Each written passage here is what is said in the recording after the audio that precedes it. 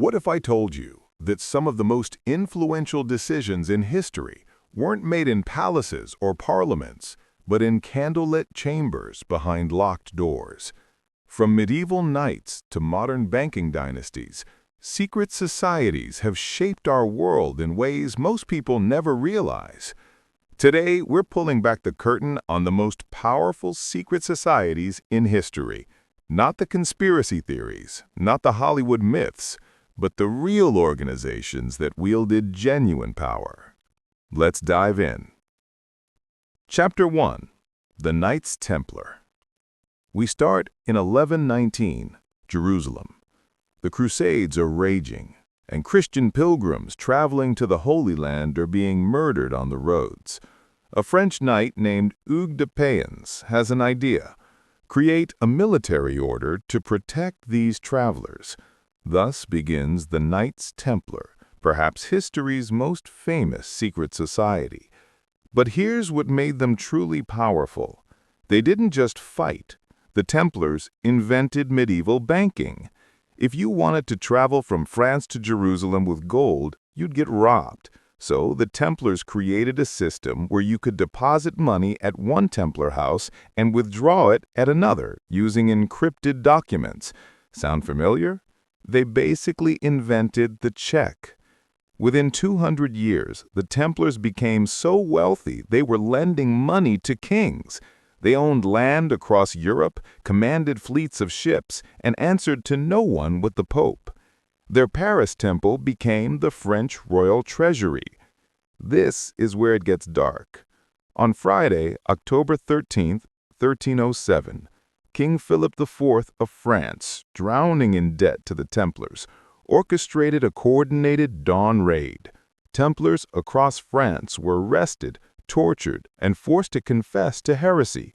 Their Grand Master, Jacques de Molay, was burned at the stake in 1314. The Templars were destroyed not because they were evil, but because they became too powerful. And by the way, this is why Friday the 13th is considered unlucky. Chapter 2. The Assassins. While the Templars dominated Europe, another secret society was perfecting the art of political murder in the Middle East. The Nizari Ismailis, better known as the Assassins. Founded around 1090 by Hassan-i-Sabah, the Assassins operated from mountain fortresses in Persia and Syria. Their most famous stronghold, Alamut Castle, was virtually impregnable. From these bases, they ran what was essentially the world's first intelligence agency. Here's their strategy.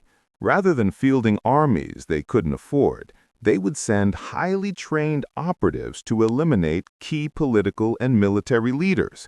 They killed crusader commanders, Sunni caliphs, and anyone who threatened their survival. The fear they inspired was worth more than any army. The word assassin literally comes from them. Some historians claim it derives from hashishin, suggesting they used hashish, though this is disputed and likely propaganda from their enemies. What made them particularly effective was patience. An assassin might spend years gaining a target's trust before striking. They were so feared that even Saladin, the legendary Muslim commander, reportedly wore chainmail under his clothes after surviving 2 assassin attempts. The Mongols finally destroyed them in the 1250s, but their legacy persists. They proved that a small, disciplined, secretive organization could influence empires through fear and precision. Chapter 3. The Freemasons. Fast forward to the 1700s. The age of Enlightenment is dawning, and a new kind of secret society emerges, one based not on military might, but on ideas. The Freemasons evolved from medieval stonemason guilds into philosophical societies. Their lodges became meeting places where men could discuss radical ideas like democracy, religious tolerance, and individual liberty, things that could get you killed in absolutist Europe. Here's what's remarkable. Look at the American Revolution. George Washington, Benjamin Franklin, Paul Revere, all Masons.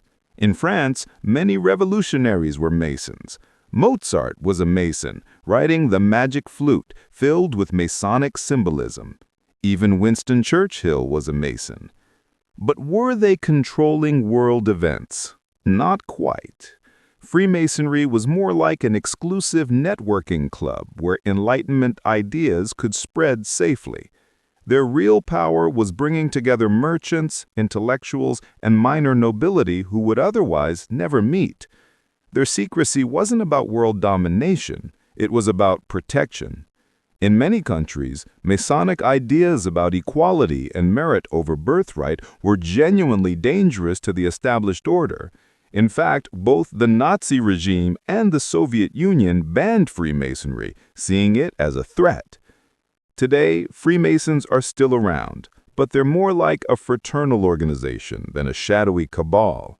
They do, however, maintain certain secret rituals and recognition signs, keeping alive a tradition spanning centuries. Chapter 4: The Illuminati. Now we get to the society everyone thinks runs the world, the Illuminati. Here's the truth. The real Illuminati existed for exactly 10 years.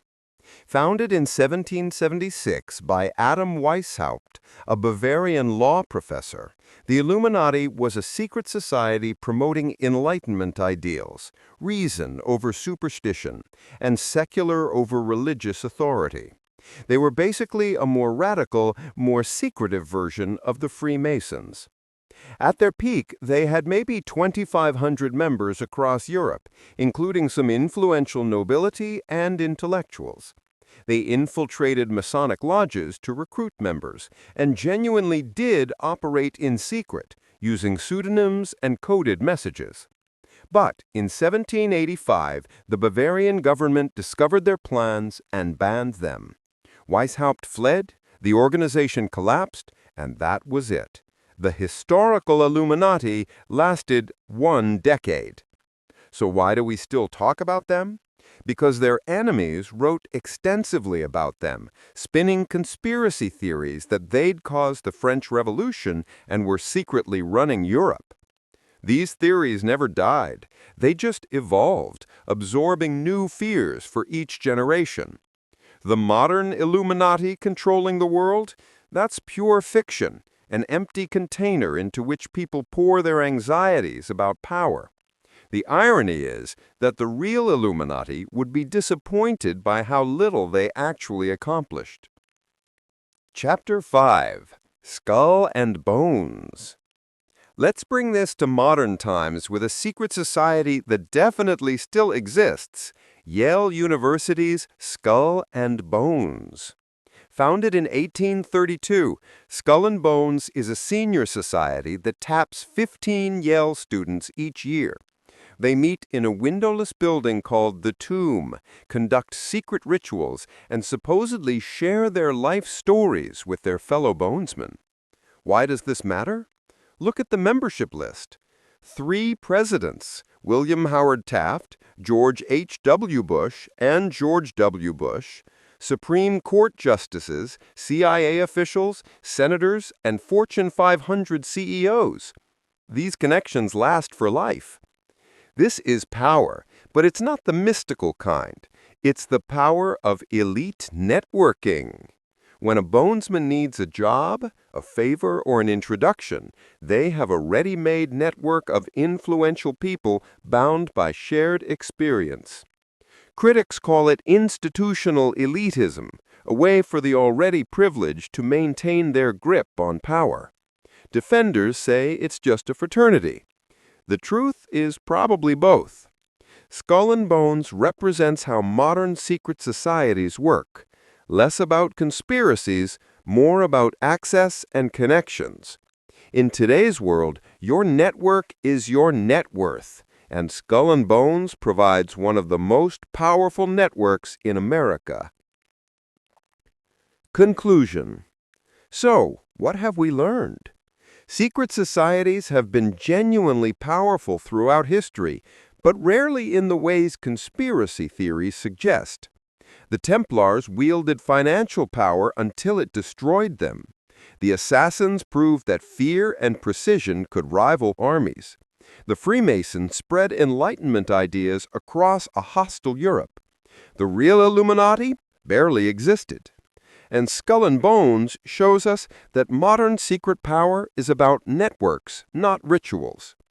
The real lesson is, throughout history, when people are excluded from formal power structures, they create informal ones. Secret societies emerge in the gaps where official institutions fail or threaten. They're a feature of human organization, not a bug. Are secret societies running the world today? Probably not. But are there still rooms where powerful people meet behind closed doors to make decisions that affect millions? Absolutely. We just call them boardrooms, private clubs, and donor retreats now. The secrets have changed. The power hasn't. If you enjoyed this deep dive into history, smash that like button and subscribe for more. And let me know in the comments, what secret society would you want to learn more about? Thanks for watching, and remember, the truth is always more interesting than the conspiracy.